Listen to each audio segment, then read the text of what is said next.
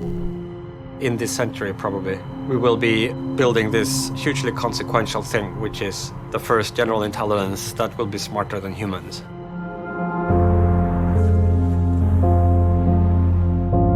This involves an enormous responsibility. This is like maybe the most important thing that our species will ever have done on this planet, giving birth to this new level of intellect. I'm Nick Bostrom. I'm a professor at Oxford University, where I run the Future of Humanity Institute, with the unusual mandate of trying to think carefully about the really big picture questions for humanity and the future of Earth-originating intelligent life.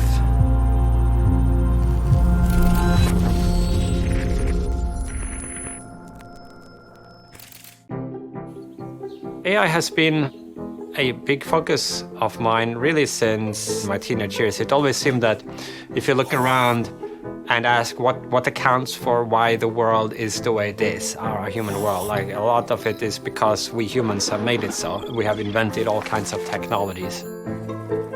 And so all these things, whether it's jet planes or art or political systems, have come into the world through the birth canal of the human brain.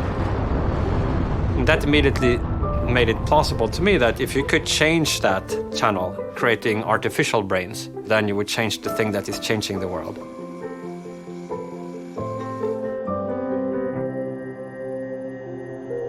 I think we have this notion of what's smart and what's dumb, whereas I think there is actually a huge amount of space above us between our level of intelligence and God. And once you go a little bit beyond human, then you get this feedback loop where the brains doing the AI research will become AIs themselves. Therefore, I think there is a significant chance that we'll have an intelligence explosion. So that within a short period of time, we go from something that was only moderately affecting the world to something that completely transforms the world. All the things that we could imagine human intelligence being useful for, which is pretty much everything, artificial intelligence could be useful for as well if it just became, more advanced. Whether it's like diseases or pollution or poverty, we would have vastly better tools for dealing with. If you had superintelligence, you could help develop better clean energy technologies or medicines. So it does look to me like all the plausible paths to a really great future involve the development of machine superintelligence at some point.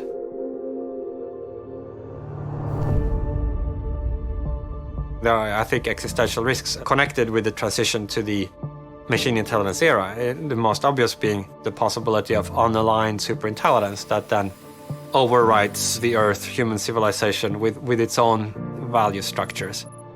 Another big class of failures would be if this technology were used for destructive purposes.